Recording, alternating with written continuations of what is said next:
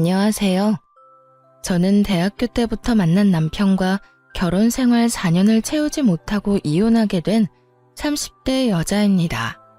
대학교 때 남편은 참 순진하고 맑은 사람이었는데 이혼할 무렵엔 제가 알던 그 착하던 사람은 온데간데 없고 검은 속내로 가득한 추악한 인간이 있을 뿐이더군요. 원래부터 그런 사람이었는데 제가 몰랐던 것인지 아니면 살다 보니 세상에 찌들어 변해버린 것인지 알 순 없지만 그 추악한 면모를 아는 순간 저는 이혼을 결심하게 되었습니다. 저의 결혼 생활부터 이혼까지 긴 이야기가 될 수도 있지만 함께 들어보실래요? 저와 남편은 앞서 말했듯이 대학교 때부터 만난 사이였어요. 전 학교를 졸업하며 좋은 기업에 취업을 하게 되었지만 그런 저와는 달리 남편은 번번이 면접에서 떨어지기 일쑤였어요. 남편은 저와 같은 회사를 다니기 위해 열심히 노력했고 전 그런 남편을 응원하며 남편의 뒷바라지를 하기 시작했죠. 그렇게 물심양면으로 남편의 취업 뒷바라지를 한 지 2년 끝에 남편은 드디어 저희 회사에 입사를 하게 되었고 남편의 합격 발표가 나던 날 저에게 프로포즈를 해 결혼까지 하게 되었던 것이었어요. 오랜 연애 끝에 한 결혼 생활. 3년. 딱 3년 행복했어요. 3년 차에 되던 해에 저는 임신을 하게 되었고 얼마 지나지 않아 유산까지 하게 되었습니다. 첫 아기를 잃은 슬픔에 저는 몸도 몸이지만 마음마저 많이 망가져만 갔고 잠시 회사를 휴직하고 쉬어가는 시간을 갖게 되었어요. 다른 것도 아닌 유산으로 인해 쉬는 것인데 그걸 가지고 시댁에서 말이 나오기 시작하더군요. 요즘은 맞벌이 해도 먹고 살기 힘들다고들 하던데 그렇게 쉬어도 되니? 저 이제 일주일 쉬었어요, 어머님. 그리고 쭉 쉴 거 아니고 어느 정도 회복되면 복직도 할 거고요. 저 하나 쉰다고 저희 집 망하면 그게 더 이상한 거 아닐까요? 그건 그렇다마는 될 수 있으면 빨리 복직해. 우리 아들이 힘들지 않니? 일주일이든 한 달이든 너는 이렇게 쉬면서 우리 아들 돈이나 펑펑 쓸 텐데 우리 아들만 밤낮 없이 고생하면 너무 불공평하지 않니? 원래 저의 도움으로 남편이 좋은 회사에 취업까지 하게 되었다며 저에게 잘 대해주던 시모였는데 제가 잠시 쉬게 되니 남편 돈으로 호의호식한다며 탐탁치 않아 하는 속내를 감추지 않고 표현하더군요. 남편이 취업을 준비하는 그 시간 동안 돈과 시간을 아낌없이 투자했던 저에게 그런 말을 하니 황당하기도 하고 섭섭하기도 했어요. 하지만 그 당시엔 제가 한마디를 하면 10마디, 20마디로 돌아오는 시모의 잔소리에 대꾸할 여력이 없었기에 그냥 대충 상황을 얼버무리며 넘어가곤 했습니다. 그런데 제가 가만히 참아주니 그래도 되는 사람이라고 느꼈는지 점점 말은 독해져만 갔고 결국 유산 이야기까지 입에 올리더라고요. 돈도 못 벌어오면서 유산까지 하고 우리 아들이 아주 상전을 모시고 사는구나.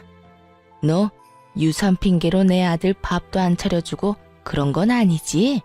시모는 넘지 말아야 할 선을 거침없이 넘고 있었고 결국 전 참지 않고 시모의 막말에 맞서기로 했습니다.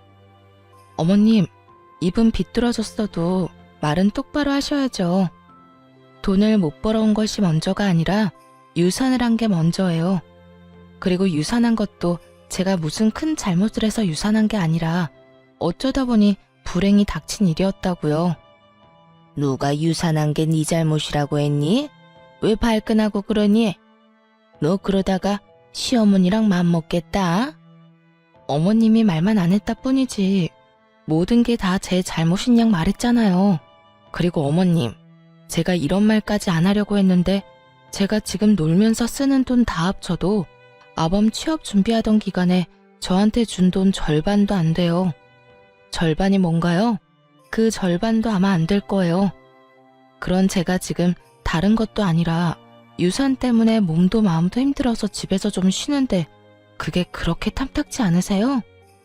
탐탁지 않기는 난 그저 너희가 걱정되어서 그랬지. 너도 참 너다.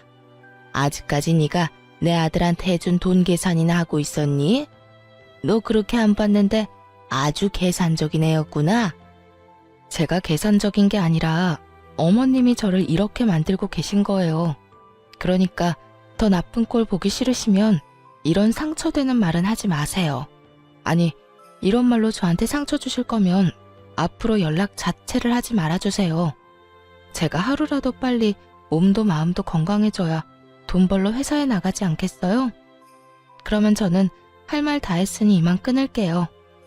시모의 노발대발하는 소리가 수화기 너머로 들려왔지만 저는 그냥 전화를 끊어버렸어요. 더는 그 말도 안 되는 독설을 들을 필요도 듣고 싶지도 않았기 때문이었죠. 그날 저녁 퇴근 후 돌아온 남편에게 저는 그간 쌓였던 울분을 토해내게 되었어요. 여보, 정말 어머님 너무한 거 아니야? 나한테 돈도 못 벌어오는 게 유산까지 했다고 구박하시더라. 그것뿐인 줄 알아? 당신이 힘들게 벌어오는 돈 놀고 먹으면서 써댄다고 아주 불만도 많으셔. 그랬어? 우리 엄마가 정말 그랬단 말이야?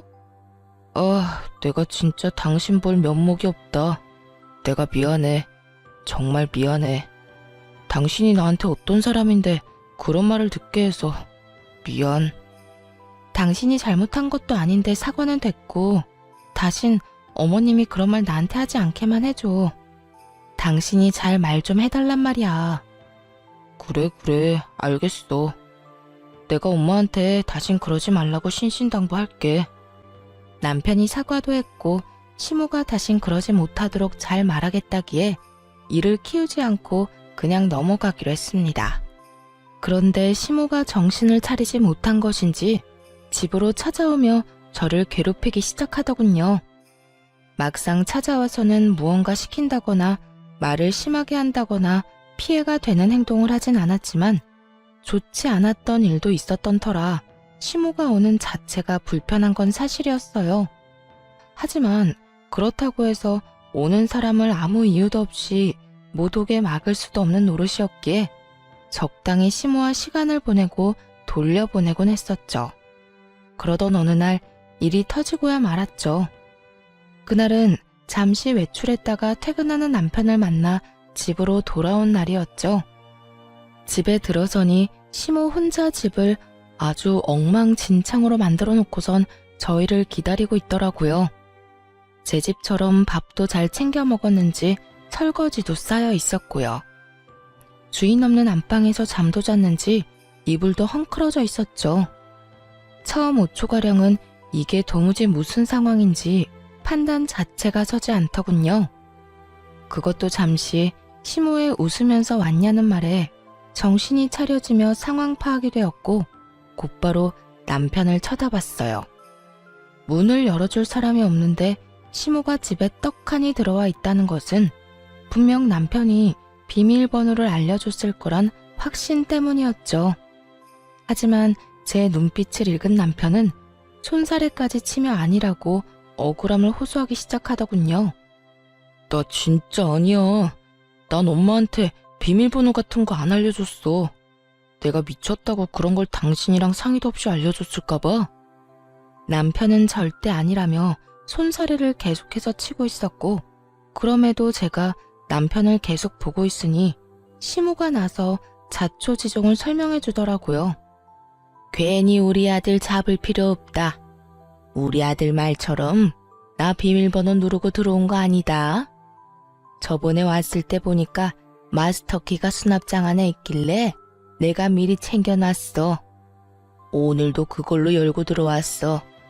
그러니까 내 아들 좀 그만 쳐다보려무나. 그러다 귀한 우리 아들 얼굴 뚫리겠어. 시모는 자신이 어떤 짓을 한지도 모르는 채 당당한 태도였고 전 점점 화가 치솟고 있었어요. 제 표정은 점점 굳어져만 갔고 표정이 굳어지면 굳어질수록 남편은 제 눈치를 살피느라 바쁘더라고요. 시모는 그런 남편의 모습에 화가 난다는 듯 저에게 삿대질까지 하며 애먼 저를 잡아대기 시작하더군요. 넌 도대체 평소에 우리 아들을 얼마나 쥐잡듯이 잡아댔으면 저렇게 네 눈치를 보는 거야? 너 혹시 내 아들 숨도 못 쉬게 잔소리 퍼부으면서 사는 거니? 그런 거야? 시모는 저에게 득달같이 따져묻기 시작했고 전 그런 시모의 모습에 인내심이 바닥을 치는 소리가 들려오더군요. 어머님, 이 상황엔 평소 제가 잔소리를 하든 말든 그런 것과는 상관없이 제 눈치를 살펴야만 하는 상황이에요. 저희도 없는 집에 그것도 시어머니가 허락도 없이 마구잡이로 들어와서 집 꼴을 이렇게나 엉망진창으로 만들어놨는데 남편이 제 눈치를 살피지 제가 남편 눈치를 살펴야 할까요? 허락? 내가 지금 허락도 없이 너희 집에 들어와서 기분이 나쁘다. 이거니 지금? 네, 좋을 리는 없잖아요. 그러니까 가지고 가신 마스터키 당장 주시고 다신 이러지 마세요. 앞으로 오시려거든 연락하고 오라고요. 저는 시모가 허락도 없이 가지고 간 마스터키를 돌려달라고 했고 시모는 절대 싫다고 하며 들고 있던 마스터키를 가방에 쏙 넣어버리더군요. 내가 왜? 난 절대 못 준다. 여긴 우리 아들 집이야. 우리 아들 집에 내가 오겠다는데 네가 무슨 권리로 나를 오지 못하게 하는 거야? 시모의 입에서 권리라는 단어가 나오는데 정말 기가 막히더라고요. 저와 남편이 마련한 집에 도대체 어떠한 이유로 시모가 권리를 주장할 수 있는 것인지 여러분은 이해가 되시나요? 텔레비전에서나 보던 개념집 나간 시모를 실시간으로 눈앞에서 보고 있는데 정말 황당함 그 자체였어요. 지금 저한테 권리를 따지고 드는 거예요? 이 집 저랑 남편이랑 정확히 반반 내고 마련한 집이에요. 그러니까 권리가 있다면 어머님보다 제가 더 있지 않겠어요? 전 어머님이 이런 식으로 허락도 없이 들락날락하는 거 너무 싫습니다. 그러니 키 당장 주세요. 싫다고 분명 말했다. 그러면 이렇게 하면 되겠네. 네 말대로 절반은 네 집, 절반은 내 아들 집이니 앞으로는 들어와서 절반만 사용하면 되지 않겠어? 그러면 됐지? 지금 그걸 말이라고 하세요? 집이 무슨 사과도 아니고 반쪽 딱 가른다고 그게 딱 갈라지나요? 우길 걸 우기세요, 제발. 아무리 어머님이라고 해도 아무도 없는 집에 이렇게 마음대로 들어오는 거 너무 무례한 행동이라고요. 무례? 너 가족끼리 말이 너무 심한 거 아니니? 다른 사람도 아니고 네 남편 엄마야 내가. 그런 내가 내 아들 집에도 마음대로 못 오면 어딜 마음대로 가라는 말이야? 어딜 마음대로 가기는요. 어머님 집 있잖아요. 거기나 마음대로 다니시고 저희 집엔 이런 식으로 마음대로 오지 마세요. 감정이 격해진 시모와 저는 언성까지 높이며 싸우게 되었고 점점 더 심각해지자 남편이 시모를 끌고 집에서 나가더라고요. 그렇게 시모가 가고 난 후 전 곧바로 사람을 불러 도어락 자체를 바꿔버렸어요. 그렇게 해도 화가 가라앉지 않아 씩씩거리고 있는데 시모를 시댁에 데려다주고 돌아온 남편이 바뀐 도어락을 보며 쭈뼛쭈뼛 입을 떼기 시작하더라고요. 꼭 이렇게까지 해야 해? 너무 과하지 않나 싶은데. 전 기가 막혀 콧방귀를 끼며 하나도 치우지 않아 여전히 엉망인 집을 가리키며 쏘아붙여 주었죠. 과한 건 내가 아니라 어머님이야. 입장 바꿔서 생각해봐.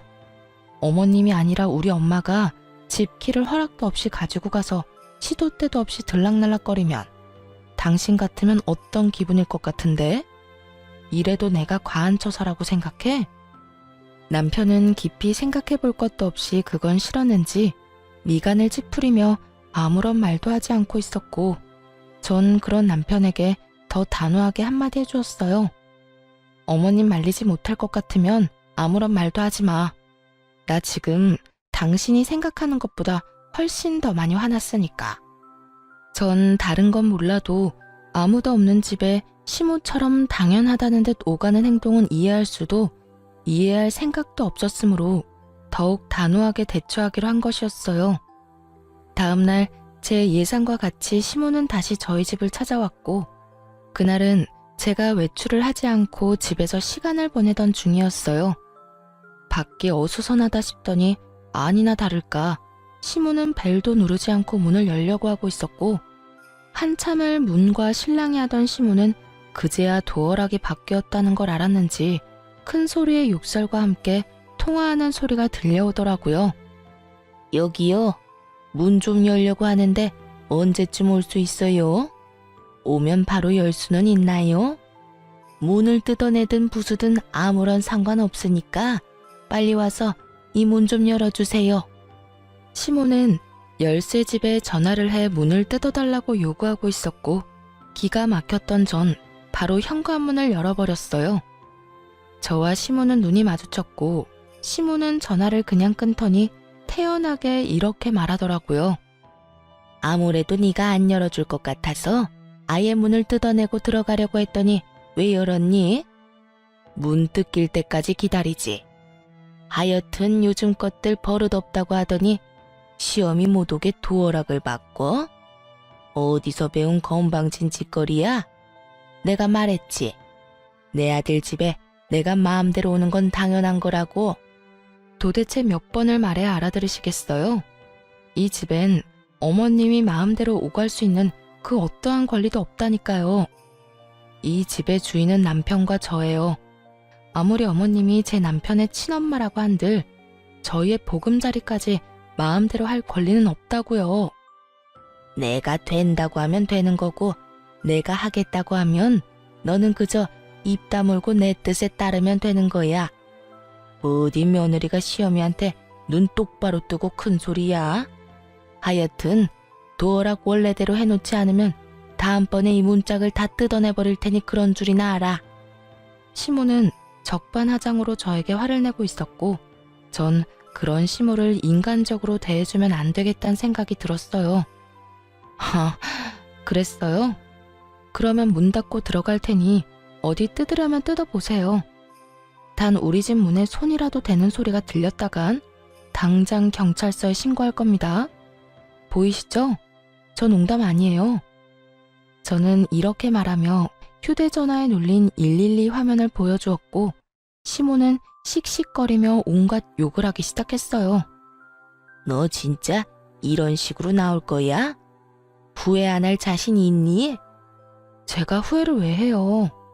이때껏 어머님이 하는 대로 그냥 두고 본 게 후회가 된다면 될지언정 오늘 이런 행동에 대한 후회는 전혀 없는걸요? 그래? 그래, 어디 두고 보자. 내가 내 아들한테 다 말해버릴 거야. 그때 가서도 네가 이렇게 당당한지 두고 보자고. 시모는 끝까지 무섭지도 않은 으름장을 놓으며 집으로 돌아가더군요. 그날 저녁 퇴근을 한 남편에게 하소연을 하게 되었고, 남편의 반응이 제 생각과는 달라도 너무 달라졌더라고요. 여보, 오늘 어머님 또 오셨었는데 어떻게 하신 줄 알아? 글쎄 열쇠집에 전화해서 문을 뜯어달라고 하시더라니까. 이러다 진짜 문 뜯고 들어오실 기세야. 그러게 내가 도어락까지 바꾸는 건 너무 과하다고 했잖아. 엄마도 잘한 거 없지만 당신도 마찬가지야. 그래도 우리 엄마인데 경찰까지 들먹이면서 쫓아냈어야 했어. 내가 오죽했으면 그렇게까지 했겠어? 어머님은 가만히 있는데 내가 그렇게까지 했겠냐고. 문을 뜯으려고 했다니까. 우리 엄마도 많이 섭섭했나 보지. 그 순간에 화가 나기도 했을 테고. 이번엔 당신이 잘못했어. 화 좀 가라앉고 나면 엄마한테 사과해. 평소의 남편이었다면 이런 상황에서 시모에게 모질게 한 섭섭함 내비치긴 했을 거예요. 조금이라도 제 편을 들어주었을 텐데 이날은 오로지 시모의 편을 들며 오히려 저를 나무라기 시작하더라고요. 심지어 사과까지 요구했고요. 사과까지 하라고? 내가 뭘 잘못했는데. 애초에 어제 그렇게까지 싫다고 했는데 또 연락도 없이 찾아와서 마음대로 문을 열려고 한 사람은 어머님이야. 거기에다 마음대로 되지 않으니까 사람까지 불러서 문까지 뜯어내려고 했고. 여기서 내가 잘못한 게 뭔데? 112 좀 누른 거? 그렇게 안 했으면 어머님이 고분고분하게 집에 갔을 것 같아? 아무리 그래도 그건 아니지. 당신 이럴 때 보면 많이 매정한 거 알아? 엄마도 당신이랑 그렇게 다투고 나서 좋은 마음으로 화해하려고 찾아온 거일 수도 있잖아. 사과하러 온 사람이 돌려달라는 마스터키로 문을 열고 들어오려고 해? 그게 말이나 된다고 생각해? 앞뒤가 맞는 상황이라고 생각하냐고. 그저 어머님은 어제 내가 그렇게 했으니 오늘 나한테 복수하려고 찾아오신 거야. 당신은 당신 엄마를 그렇게 몰라? 설사 엄마가 그런 목적으로 왔다고 한들 당신이 좀 져줬어도 되잖아. 꼭 그렇게까지 해야지 직성이 풀려. 어쨌든 이번엔 나도 당신이 이해가 안 된다. 정말 실망이야. 남편은 더는 제 말을 들어보려는 의지조차 없어 보였어요. 그렇게 저희 사이는 멀어지기 시작했어요. 점점 더 멀어지는 남편을 보며 아무리 생각해봐도 남편의 갑자기 변해버린 행동이 이해가 되지 않았어요. 객관적으로 생각해도 아무도 없는 아들 집에 마음대로 문 따고 오가려고 하는 시모가 잘못한 것이 분명한데 남편의 일방적으로 치우친 행동이 이해가 되지 않았죠. 남편과 결혼 이후 처음으로 크게 싸운 것이 되었고 전 남편이 이해되지 않는 것을 넘어 의심스러워지기 시작했어요. 거기에다 시모가 잠잠한 것도 이상했죠. 시모의 성격상 그런 일이 있었다고 한들 저희 집으로 찾아와도 몇 번을 찾아와 난리를 부렸어야 하는 사람인데 찾아오기는커녕 연락조차 오지 않더라고요.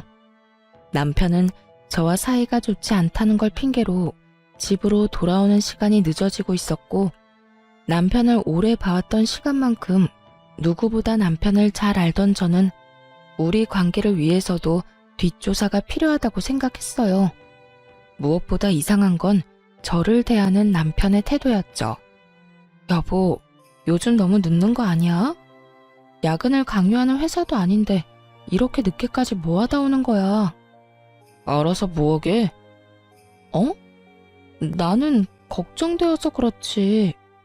요즘 우리 사이 안 좋은 것 때문에 일부러 이렇게 늦게 들어오나 싶어서. 잘 알고 있으면서 묻기는 왜 물어? 당신 말대로 당신이랑 나랑 요즘 사이도 안 좋은데 집에 일찍 들어와봤자 기분밖에 더 상해? 그래서 밖에서 친구들도 만나고 만날 사람 없으면 혼자 걷다가 오는 거니까 신경 쓰지 마. 그러지 말고 우리 화해하자. 우리 문제로 싸운 것도 아니고 어머님 문제로 일어난 싸움 이렇게까지 길게 끌고 가봤자 우리한테 남는 게 뭐야? 당신도 편한 집 두고 밖으로 나돌게 되고 나는 집에서 그런 당신 걱정하게 되고 서로한테 이로울 게 없잖아. 당신한텐 이 문제가 그렇게 간단할지 몰라도 나는 이번 일을 계기로 당신한테 정다 떨어졌어. 한동안은 당신이랑 멀리하고 싶다고. 그러니까 그런 줄 알고 나한테 신경 쓰지 마. 이렇듯 남편은 저와의 관계 개선에 대해 전혀 의지가 없어 보이더라고요. 결국 전 흥신소의 남편을 의뢰하게 되었고 흥신소의 연락을 기다리고 있었죠. 그렇게 애가 다 타도록 연락을 기다리는 와중 평소 가까이 지내던 부장님에게 연락이 왔더라고요. 이제 복직을 슬슬하면 어떻겠냐고요. 부장님과 대화를 나누어 본 저는 복직을 결정하게 되었고 복직을 준비하는 와중 흥신소에서 연락이 왔더라고요. 안녕하세요 사모님. 이게 바깥분께서 외도를 저지르고 있던 게 맞더라고요. 상대는 같은 회사 다니고 있는 여자로 1년 가까이 만나온 것으로 추정되고 점심시간에도 함께 시간을 보내며 일 이야기도 나누는 걸 보니 남편분께서 상간녀에게 많은 도움을 주고 있는 것으로 보였습니다. 자세한 건 파일로 보내드릴 테니 한번 확인해 보시고요. 더 궁금한 점 있으면 연락해 주세요. 전화를 끊고 난 후 떨리는 손으로 파일을 열어보니 정말 가관이더라고요. 남편과 함께 회사에 다닌다던 상간녀의 정체는 다름 아닌 제가 회사에 다니던 때 제일 아끼던 후배로 제가 여러모로 도움을 많이 줬던 후배였어요. 1년이라고 하면 시모와 제가 그런 일이 일어나기도 전이었는데 그때부터 남편은 외도를 저지르고 있었다니 정말 기가 다 막혔어요. 두 사람은 일을 하며 가까워졌는데 남편이 주로 상간녀의 일을 도와주고 있었다고 하더라고요. 알아보니 제가 휴직을 하고 난 후 회사에서 남편과 상간녀의 일 처리 능력이 향상되었다고 다들 칭찬이 자자했다고 하더군요. 참 헛웃음이 다 나더라고요. 그건 역시 남편이 저에게 도움을 구하면 제가 조언을 하며 도움을 줬고 제 조언대로 남편은 처리했을 뿐인 상황이었어요. 정리하자면 남편은 저에게 도움을 얻고 상간녀는 남편에게 도움을 얻으며 회사에서 자리 잡고 있었던 것이었죠. 제 뒷바라지를 받으며 제 덕에 취업을 한 남편놈이 이젠 내 덕에 외도까지 저지르고 있었다는 사실을 알고 나니 두 연놈을 가만두면 안 되겠더라고요. 그렇게 복수를 계획하며 이혼을 준비하는 사이 복직 날짜가 다가왔고 전 서류들을 준비해 남편도 모르게 회사로 출근을 했어요. 출근을 하니 회의실에서 남편이 발표를 하고 있더군요. 1년을 이끌어갈 신규 사업 기획에 대해 발표하고 있었는데 전 그 회의실로 지체하지 않고 들어가 그 회의를 멈춰버렸죠. 잠시 멈추시죠? 갑작스러운 저의 등장에 남편은 크게 당황한 눈치였고 상간녀 역시 저와 남편의 눈치를 살피느라 바쁘더군요. 전 오래전부터 준비한 자료들을 직원들에게 보여주며 준비한 말을 꺼내기 시작했어요. 애초에 이건 제가 오래전부터 준비했던 아이디어인데 왜 차대리가 발표를 하고 있는 걸까요? 차대리, 이유가 뭘까요? 그래요. 부장님이 갑작스럽게 연락이 와 복직을 권했던 이유는 다름 아닌 이것 때문이었어요. 남편은 저도 모르게 제 노트북에서 제가 오랜 시간 동안 공들여 기획 중이던 아이디어를 마치 본인의 아이디어인 양 회사에 제출했고 제가 이 아이템을 구상하던 당시 함께 머리를 모았던 부장님이 저에게 연락을 줬던 것이었죠. 자료를 보니 상간녀도 팀원으로 이름이 올라와 있던 것으로 보아하니 상간녀 역시 모든 사실을 알고도 묵인하고 있었던 것이었어요. 저는 모든 사실을 알리며 남편에게 어떻게 된 일인지 물었고 당황한 남편은 그게 무슨 소리냐며 자신의 아이디어라고 딱 잡아떼기 시작하더군요. 그게 무슨 말씀이세요? 이건 제가 오랫동안 생각하고 기획한 제 아이디어라고요. 혹시 제 노트북 보셨나요? 제 노트북에도 이런 자료를 저장한 것이 있는데 그걸 그대로 뽑아와서 이러는 거 아니냐고 묻는 겁니다. 차대리야말로 제 노트북에서 이 기획을 훔쳐간 거겠죠. 양심도 없이 이게 무슨 짓입니까? 제가 그랬다는 증거라도 있어요? 내가 이 기획안을 훔쳤다는 증거라도 있냐고요. 뻔뻔하기 그지없는 남편은 끝까지 발뺌을 하며 증거 타령을 하고 있었고 전 그런 남편에게 콧방귀를 끼며 이렇게 말해주었습니다. 증거는 없고 증인은 있는데요. 생각을 좀 해보세요. 하필 차대리가 이 발표를 하는 날 하필 제가 이렇게 복직을 해서 회사에 나왔는데 그게 다 우연이라고 생각해요?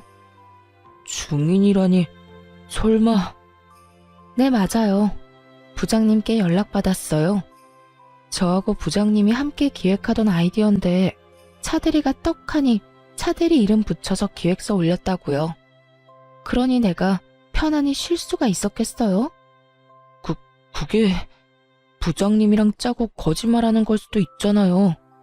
두 사람 워낙 친하니까 나 물먹이려고 거짓말하는 건지 어떻게 알아요? 다들 믿지 마세요. 이건 전부 거짓말이라고요. 남편은 끝까지 이상한 소리를 해대고 있었고 그때 프로젝트를 진행하게 되면 함께하려 했었던 직원들이 나서주기 시작했어요. 저도 증인이에요. 저도 그 프로젝트 시작하게 되면 참여할 수도 있다고 기획안이랑 다 살펴본 적 있거든요. 그래서 차 대리님이 이 기획서로 발표하실 때 이상하다 하긴 했어요. 저도요. 저 역시 기획안 본 적 있어요.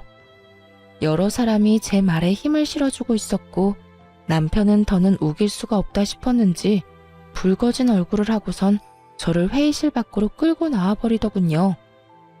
당신, 내가 잘 되는 게 그렇게나 꼴보기 싫었어? 아무리 그래도 그렇지 이건 너무하잖아. 당신이 이딴 식으로 나오면 내가 앞으로 회사 생활을 어떻게 해? 좋은 게 좋은 거라고 당신 노트북에서 묵혀 없어질 바엔 나라도 이렇게 꺼내주면 오히려 고마워해야 하는 거 아니냐고. 남편은 말도 안 되는 개소리를 참 뻔뻔하게도 내뱉더군요. 그리고 이 일이 잘 됐으면 내 진급은 따놓은 당상일 텐데 그렇게 됐으면 나만 좋아? 당신도 좋았을 거 아니야. 부부는 일심동체라고. 내가 좋아지면 당신도 당연히 좋아질 텐데 당신 때문에 다 망쳤잖아. 그나마 남아있던 미운 정마저 다 떨어져 나가는 느낌이 다 들더라고요. 야, 너 지금 이상한 생각을 하고 있는가 본데 그게 네 머리에서 나온 거 아니고 내가 몇 달을 고심해서 구상해낸 내 아이디어야. 그런 걸 훔쳐가서 네 거인 거 마냥 발표까지 하다 들킨 주제 뭐? 나 때문에 다 망쳐? 정신 좀 차려. 아무리 부부 사이더라도 남의 아이디어 훔쳐가는 건 하면 안 되는 행동이야. 넌 초등학교 졸업도 못했니? 이런 건 초등학생 때 다 배우지 않아? 뭐야? 너 말 다 했어? 넌 그게 남편한테 할 말이야? 남편은 개뿔? 잘 들어. 내가 100번 1000번 양보해서 이해한다고 한들 그건 네 말처럼 네가 내 남편이고 우리가 부부 사이일 때나 이해 가능한 거야. 우리는 앞으로 부부 사이가 아닐 테니까 난 절대 이 일 그냥 넘기지 않을 테고 말이야. 뭐? 지금 나랑 이런 일로 이혼이라도 하겠다는 거야? 이혼이 그렇게 마음처럼 쉬운 줄 알아? 그리고 나야 남자니까 이혼해도 상관없다고 쳐도 당신이 이혼녀 딱지 괜찮겠어? 앞으로 잘 살아나갈 자신 있냐고. 남편은 주제에 저를 깔보며 이깟일로 무슨 이혼까지 하냐며 콧방귀를 뀌고 있었고 전 그런 남편을 향해 가방 속에 넣어뒀던 외도 증거들을 뿌려주었어요. 바닥엔 남편과 상간녀의 다정한 모습이 찍힌 사진들이 나뒹굴기 시작했고 그 순간 타이밍도 좋게 회의실에서 사람들이 쏟아져 나오더라고요. 바닥에 떨어진 외도 증거 사진들을 본 사람들은 저마다 놀람의 탄성을 자아내기 시작했고 상간녀는 자신의 얼굴이 찍힌 사진들을 급하게 주우며 고함을 질러대더군요. 보지 마세요. 보지 말라고요. 선배, 이게 뭐예요? 정말 너무한 거 아니에요? 이런 걸 이렇게 공개적으로 뿌리면 어떻게 하자는 거예요? 왜? 부끄러운 건 아니? 불륜이나 저지른 주제에 부끄러운 건 아냐고. 저 역시 상간녀를 향해 고함을 질러버렸고 상간녀는 사진을 줍다 말고 자리에 주저앉아 더 큰 소리로 고함을 고래고래 질러대더라고요. 우리 사이에 꼭 이렇게까지 해야 했어요? 꼭 이렇게까지 끝장을 봐야 했냐고요. 굳이 이렇게 하지 않아도 되는 일이잖아요. 우리 사이? 그래, 우리 사이 좋았지. 나도 널 아꼈고 너도 날 잘 따랐고. 그런데 그런 우리 사이를 끝장낸 건 내가 아니라 너랑 내 남편이지 않니?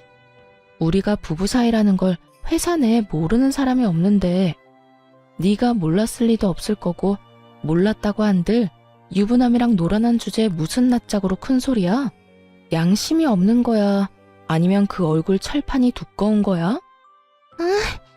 아무리 내가 잘못했다고 해도 일은 할 수 있게 해줘야죠. 회사에서 이런 식으로 다 밝혀버리면 앞으로 회사 생활은 어떻게 하라고요?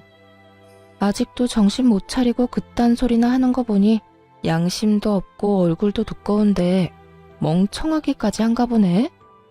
딱 보면 모르겠어. 난 죽었으면 죽었지. 너 같은 인간 말종이랑 한 회사에 다닐 생각 없어서 이렇게까지 하는 거야. 그러니까 어차피 쫓겨날 회사 얼른 가서 짐이나 싸고 짐 싸서 가는 김에 네가 사랑하는 내 남편도 잘 챙겨서 가. 앞으로는 당당하게 같이 살아. 내가 당장 이혼해 줄 테니 더럽게 뒤로 그딴 짓이나 하지 말고 당당하게 이 머저리 같은 남자 잘 데리고 살아보라고. 상간녀는 제 말에 씩씩거리며 저를 노려보고 있었고 남편 놈은 이러지도 저러지도 못한 채 가만히 있더라고요. 그 모습을 보는데 저렇게 한심한 놈이랑 이때껏 살았다는 생각에 저 자신이 참 한심스럽게 느껴지더군요. 한참을 눈치를 살피던 남편은 저에게 무슨 할 말이라도 있는 것인지 제 손을 잡으려고 했고 전 그런 남편의 손을 뿌리쳤어요. 어딜 잡으려고 그래? 네 짐도 다 싸서 네가 사랑하는 저 여자 집으로 보냈고 비밀번호도 바꿔버렸으니까 오늘부터 집에 오지 마. 소장 보낼 테니 법원이나 시간 맞춰 잘 나오고. 할 말을 다한 저는 그대로 자리를 벗어났고 그날 오후 회사에선 두 사람에게 바로 권고사직 처분을 내려버렸습니다. 처분이 나오자마자 남편과 상간녀는 이딴 회사에 본인들 역시 미련이 없다는 막말을 하며 짐을 싸들고 나가버리더군요. 이딴 회사 나도 미련 없다 이거야. 자기야 가자. 당장 우리 집으로 가서 맛있는 밥이나 차려 먹자고. 그래 자기야. 회사도 그만두게 되고 이 지긋지긋한 이혼도 하게 되고 아주 일석이조네. 이딴 회사 그만두면 내가 큰일이라도 날까봐. 이거 왜 이래? 다른 곳에 이력서만 넣으면 너도 나도 오라고 난리라고. 두 사람은 저에게 들으라는 듯이 자기라고 서로를 칭하며 나가버렸고 전 그저 시간이 빨리 가 이혼만 끝나길 바라고 또 바랐습니다. 그렇게 저는 좀 더 쾌적한 회사 생활을 하며 이혼을 진행하게 되었고 재산 분할부터 해서 두 사람에게 위자료까지 받고 성공적으로 이혼할 수 있었습니다. 이혼을 하고 난 후 얼마 지나지 않아 두 사람이 바로 재혼을 했다는 소식을 듣게 되었는데 그 행복도 오래가지 못한 것 같더라고요. 재혼 소식을 들은 지 3개월도 채 되지 않아 뻔뻔하게 상간녀에게 연락이 왔으니까요. 무슨 일이야? 나한테 더 남은 할 말이 없는 걸로 아는데. 선배, 나 미칠 것 같아요. 선배 때도 그랬어요? 글쎄 어머님이 계속 우리 집에 연락도 없이 찾아온다고요. 비밀번호 알려달라고 하는 거 안 알려줬더니 마스터키를 찾아내서 문을 막 열고 들어오는데 미칠 것 같다고요. 전 시모의 한결같은 그 개념 없는 행동이 그 순간엔 고맙기까지 하더군요. 상간녀의 말을 들어보니 전 시모는 여전히 아들 집을 제 집처럼 생각하고 있었고 이번엔 먼저 비밀번호를 알려달라는 요구를 했다고 하더군요. 하지만 그것이 거부당하자 저에게 했듯이 마스터키를 찾아내서 아들 집을 제 집처럼 오가고 있었던 것이었어요. 하지만 상간녀 역시 이런 일을 당하고 있을 사람은 아니었어요. 그래서 그 말 하려고 나한테 전화한 거야? 아니요. 선배 때는 어땠나 해서요. 어찌되었든 전 당장 어머님이랑 인연 끊고 살자고 했어요. 아니, 어떻게 그런 어머님이랑 왕래하면서 살겠어요? 내 아들 집이니 내 마음대로 오가겠다는 말이 요즘 세상에 가당키나 한 말이냐고요. 제가 당장 연 끊지 않으면 이혼이라고 하니까 2번 이혼은 싫은지 인연 끊겠다고 하더라고요. 전 남편은 2번의 이혼은 싫었는지 그렇게나 죽고 못 살던 전 시모와의 인연을 끊겠다고 했고 상간녀는 자랑과 하소연을 오가며 그간의 모든 이야기를 다 풀어놓을 기세로 말하기 시작했어요. 그래서 할 말이 뭔데? 왜 전화까지 해서 묻지도 않은 네 사생활 이야기를 늘어놓는 거야? 그게 막상 이렇게 되고 나니까 하소연할 데가 없더라고요. 생각나는 사람은 선배밖에 없고 회사에서도 선배였지만 이 집안 생활에서도 선배잖아요. 그래서 이것저것 궁금한 게 많더라고요. 말이 나왔으니까 물어보는 건데 저 인간 저희 다니던 회사의 취업은 어떻게 한 거예요? 아직까지 취업도 못하고 집구석에서 놀고 있어요. 저는 임신까지 덜컥 해버려서 취업도 안 되고요. 정말 이러다가 미쳐버릴 것 같아요. 무슨 남자가 능력이 없어도 저렇게까지 없을 수가 있는지. 요즘 새삼 저딴 놈 데리고 산 선배가 대단하다는 생각이 다 든다니까요. 상간녀는 여전히 제가 본인을 아끼는 선배라 생각하고 있는 것인지 할 말 못할 말 구별도 하지 못하고 그저 입에서 나오는 대로 하소연을 하고 있더군요. 야, 내가 가만히 들어주니까 계속해도 되는 줄 아나 본데 적당히 좀 해. 나 네가 데리고 사는 남자 전부인이야. 네 인생 네가 꼬아놓고선 누구한테 전화해서 하소연질이야? 네 인생은 네가 알아서 행복하게 잘 살아보도록 하고 다신 이딴 전화도 하지 마. 알겠어?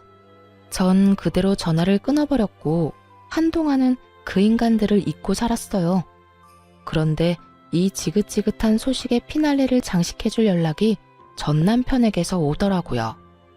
저기, 잘 지냈어? 혹시 내 와이프한테 최근에 연락 온 적 있었어? 전 남편은 망설이는가 싶더니 본론을 꺼냈고 전 그런 전 남편에게 비웃음을 지어주며 대답해줬어요. 네 부인을 왜 나한테 찾아? 설마 홀몸도 아닌데 집이라도 나간 거야? 그게... 집사람 유산했어. 대강 아는 것 같으니까 편하게 이야기할게. 나 집사람 때문에 엄마랑 인연까지 끊었는데 그것 때문에 엄마가 화가 많이 났었나 봐. 당신도 알잖아. 우리 엄마가 나에 대한 사랑이 유별난 거. 그런데 그런 아들이랑 며느리 때문에 영까지 끊게 생겼으니 화가 나지 않았겠어? 그래서 하고 싶은 말이 뭔데? 할 말 있으면 빨리 해. 우리가 전화 길게 할 사이는 아니잖아. 그래서 우리 엄마가 화가 많이 났는지 우리 집에는 못 들어오니까 우리 집 근처에서 기다리고 있다가 집사람을 좀 괴롭힌 모양이야. 처음엔 말로 하다가 점점 감정이 과격해지면서 손까지 올린 모양이더라고. 그것 때문에 임신 초기였던 집사람은 유산까지 해버렸고 말이야. 그래서 태어나는 날 데리러 갔더니 도망을 쳐버렸는지 어디에도 없고 연락도 안 돼. 알만한 상황이었어요. 전 시모의 성격에 연을 끊게 만든 상간녀를 가만둘 리 없었고 그렇지 않아도 아끼고 아끼던 아들이 재혼남이 된 것도 모자라 백수까지 되어서 그렇지 않아도 기회를 엿보고 있었던 터겠죠. 이런저런 감정이 다 섞인 전 시모는 상간녀를 호되게 몰아붙였고 그렇게 유산까지 하게 된 상간녀는 그대로 살고자 도망을 쳐버린 것이었어요. 그래서 나한테 연락을 한 거야? 혹시나 네 부인이 나한테 찾아라도 왔을까봐? 다 연락해봤는데 다들 모른다고 하길래. 달린 머리로 생각이란 걸 좀 해. 장식용으로 그저 달고만 다니기엔 너무 무겁지 않아? 생각을 해서 활용을 좀 하라고. 너 같으면 네 엄마랑 너 피해서 도망가는데 전부인한테 연락을 했겠어? 내가 무슨 짓을 할 줄 알고? 아니, 난 혹시나 해서 연락해본 거야. 당신 잘 지내나 싶기도 하고 겸사겸사 안부나 물을 겸 해서 말이야. 내 안부 물을 시간에 너나 똑바로 살아. 그 난리를 피우고 재혼까지 해놓고 아직도 그러고 살아? 네가 마누라를 지킬 수나 있니? 네 애를 지킬 수나 있니? 제발 정신 좀 차리고 살아. 무슨 말을 그렇게까지 하냐? 나라고 뭐 속이 편한 줄 알아? 그런 일이 일어난 걸 나보고 어떻게 하란 말이야. 그리고 집사람이 그렇게 쉽게 유산될 줄 남들 알았겠어? 다 됐고 네 가족은 네가 알아서 찾고 나한테 다시는 연락도 하지 마. 이렇게 저는 전화를 끊어버리려고 하는데 시모의 다급한 목소리가 들려오더군요. 잠깐만. 여보세요. 끊었니? 여보세요. 말하세요. 아직 안 끊었네. 대답을 좀 빨리 하면 얼마나 좋니? 난 또 끊은 줄 알았지 않니? 할 말 있으면 빨리 하라고요. 성질 급하기는. 너도 이야기 다 들었다시피 우리 아들이 다시 혼자가 되게 생겼어. 그래서 하는 말인데 네가 다시 돌아오면 안 되겠니? 네? 그러니까 저한테 지금 재결합이라도 하란 말인가요? 그래. 지금 집 나간 물건은 몸도 너무 약하고 무엇보다 되바라져서 다시 돌아온다고 해도 안 받아줄 예정이다. 내가 곰곰이 생각해봤는데 우리 아들한텐 네가 딱 맞아. 네가 취업 못하는 우리 아들 2년 만에 취업도 시키지 않았니? 그러니까 이번에도 우리 아들이랑 같이 살면서 다시 한번 사람 구실하고 살게 만들면 되지 않겠니? 정말 감탄이 다 나오더라고요. 어떻게 사람이 뻔뻔해도 이렇게까지 뻔뻔할 수가 있는지 놀랍기까지 했으니까요.